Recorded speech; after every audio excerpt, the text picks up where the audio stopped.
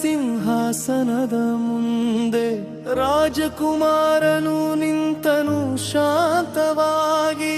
ಮಾತೃವಚನವೇ ಧರ್ಮವೆಂದು ಮೌನದಲ್ಲಿ ತ್ಯಾಗವನು ಸ್ವೀಕರಿಸಿ, ಸೀತೆಯ ಕೈ ಹಿಡಿದು ಲಕ್ಷ್ಮಣನ ನೆರಳೊಂದಿಗೆ ಅರಣ್ಯದ ಕರೆಯನ್ನು ಆಲಿಸಿ 14 ವರ್ಷಗಳ ವಿಧಿಯ ಪಥದಲ್ಲಿ ನಿಸ್ವಾರ್ಥವಾಗಿ ಹೆಜ್ಜೆ ಹಾಕಿ, ಮಣ್ಣಿನ ಮಾರ್ಗ ಕಂಟಕದ ಹಾದಿ, ಆದರೂ ಹೃದಯದಲ್ಲಿ ಭಯವಿಲ್ಲ.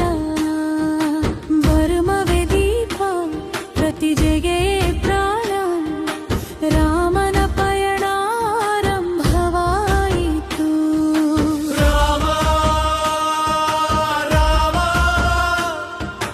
ಧರ್ಮದ ಜ್ವಾಲೆ ಕತ್ತಲ ರಾತ್ರಿಯನ್ನೇ ಚೀರಿಸುತ್ತದೆ. ವನವಾಸದ ನೋವಿನಿಂದ ಲಂಕೆಯ ಅಗ್ನಿವರೆಗೆ ಸತ್ಯವೇ ಸದಾ ಜಯವನ್ನು ಬರೆಯುತ್ತದೆ. ರಾಮ ರಾಮ ಭಕ್ತಿಯ ಗರ್ಜನೆ ಆಕಾಶವನ್ನೇ ಕಂಪಿಸುತ್ತದೆ.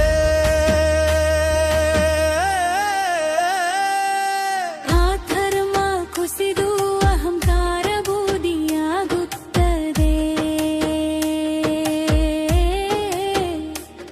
ರಾಮಾಯಣದ ಬೆಳಕಿನಲ್ಲಿ ಲೋಕ ನಿಲ್ಲುತ್ತದೆ.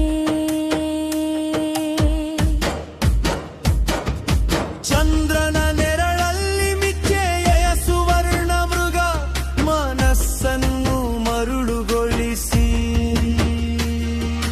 ಕಪಟ ನಗೆಯ ಹಿಂದೆ ಅಡಗಿನ ಅಂಧಕಾರ ವಿಧಿಯೇ ಆಟವಾಡಿತು.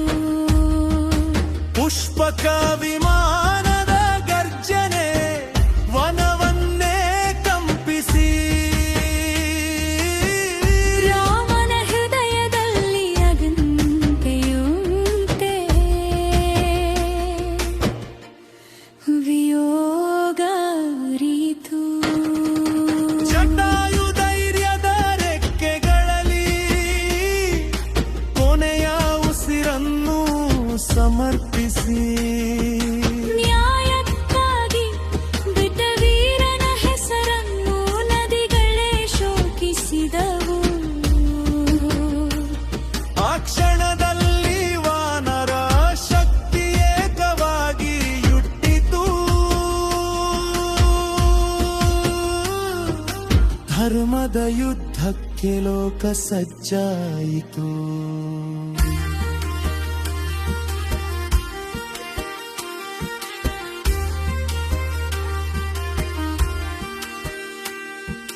ವಿಶ್ವಾಸವೇ ಅವನ ಬಲ,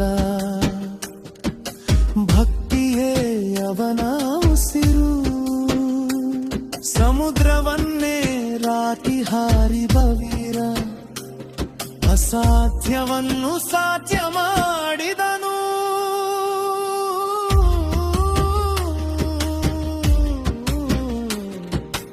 ಅಗ್ನಿ ಪರೀಕ್ಷೆಯಲ್ಲೂ ನಿಲ್ಲುವ ಧೈರ್ಯ, ಸಂಜೀವಿನಿಯ ಕರುಣೆಯ ಸ್ಪರ್ಶ.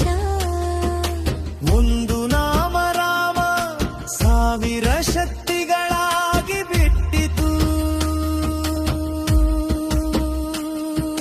ಲಂಕೆಯ ಗೋಡೆಗಳು ನಡುಗಿದವು, ಅಹಂಕಾರದ ಗೋಪುರಗಳು ಕುಸಿದವು. ರಾಮನ ಬಾಣದ ಗುರಿಯ ಮುಂದೆ ಯುದ್ಧವೇ ಮೌನವಾದಿತು. ದೀಪಾವಳಿಯ ಬೆಳಕು ದಾರಿ ತೋರಿ ಅಯೋಧ್ಯೆ ಮತ್ತೆ ಉಸಿರೆಳೆದಿತು. ನ್ಯಾಯ ಕರುಣೆ ಧರ್ಮದ ರಾಜು ಯಮರಾಜ ಚಪುನ ಕವುದೇರಾಯಿತು ಯುಗಗಳ